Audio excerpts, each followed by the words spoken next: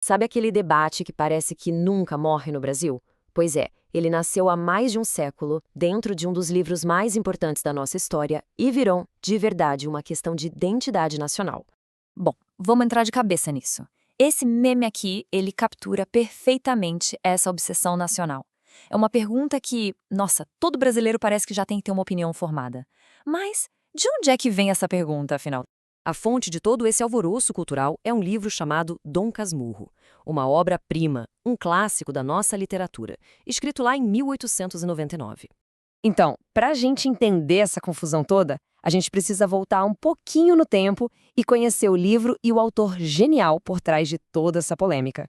E que autor, né? Joaquim Maria Machado de Assis. O cara é simplesmente o maior nome da literatura brasileira. E Dom Casmurro é uma das joias da coroa dele, parte da famosa trilogia realista. E foi esse livro que nos deixou esse mistério que dura até hoje. Olha, quando a gente começa a ler, a história parece até simples, sabe? É contada como uma trágica história de amor e traição, mas tudo pelo ponto de vista de uma pessoa só, o Bento. E aí a gente conhece o nosso narrador, Bento Santiago. Ele já é um senhor de idade, meio amargurado, olhando para trás e tentando juntar as peças de como a vida dele chegou naquele ponto. E na versão dele, a história é a seguinte. Ele tinha um casamento perfeito com a Capitu, o grande amor da vida dele, mas tudo foi por água abaixo por causa de uma traição. E o pior, ela o teria traído com o melhor amigo dele. O Bento tinha uma admiração enorme pelo Escobar. A personalidade do amigo era expansiva, confiante, um contraste gritante com o jeito mais inseguro do próprio Bento. E aqui que a coisa toda vira de cabeça para baixo. Depois que o Escobar morre em um acidente trágico, algo na reação da Capitu durante o funeral acende uma faísca de ciúme na cabeça do Bento. Para o Bento, a dor que a Capitu demonstra ali no velório é a prova final. Ele não interpreta aquilo como luto por um amigo querido da família, mas sim como o sofrimento de uma viúva pelo seu amor verdadeiro. Essa desconfiança vira uma paranoia que consome tudo e chega a um ponto chocante, terrível.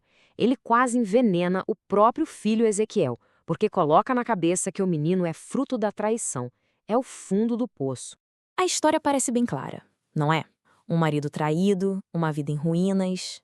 Só que é exatamente aqui que a genialidade do Machado de Assis entra em campo. E se a história que a gente acabou de ouvir não for, digamos, a verdade absoluta? Essa é a pergunta de US$ 1 milhão. É o que transforma o livro de um drama comum em um quebra-cabeça psicológico incrível. Será que a gente pode mesmo confiar no nosso narrador? Na literatura, existe um conceito muito interessante chamado narrador não confiável. É basicamente um personagem que conta a história, mas cuja visão dos fatos pode ser meio distorcida. E o Bento Santiago? Ah, ele é o exemplo perfeito disso. O próprio livro nos dá um monte de pistas de que o Bento não é tão confiável assim. Ele mesmo se descreve como mimado, admite que faz promessas que não cumpre e, o mais importante de tudo, ele é consumido por um ciúme doentio, uma emoção que, a gente sabe, distorce completamente a realidade. Olha só com as próprias palavras dele. O Bento confessa que é inconstante, que não cumpre o que promete. Pensa bem, se ele não é confiável nem com Deus, por que a gente deveria acreditar 100% nele? Certo. Então agora que a gente desconfia do Bento, vamos inverter o jugo.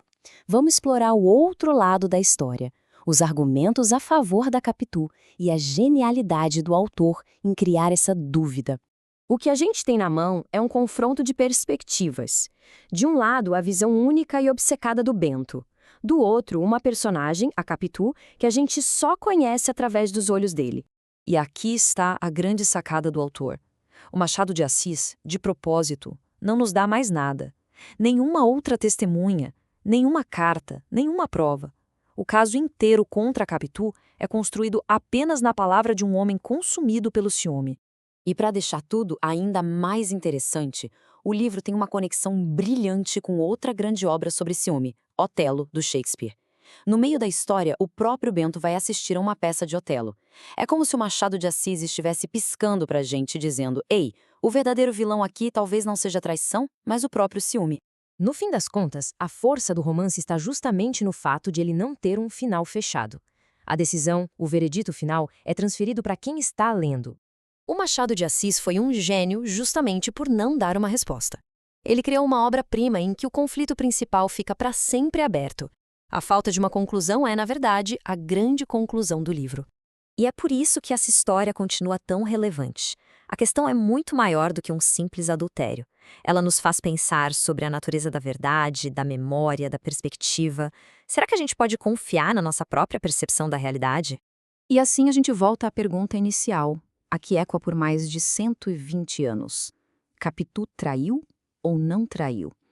A genialidade do Machado foi garantir que a única resposta possível venha de dentro de cada pessoa que se aventura por essa história. O veredito? Bom, esse é por sua conta.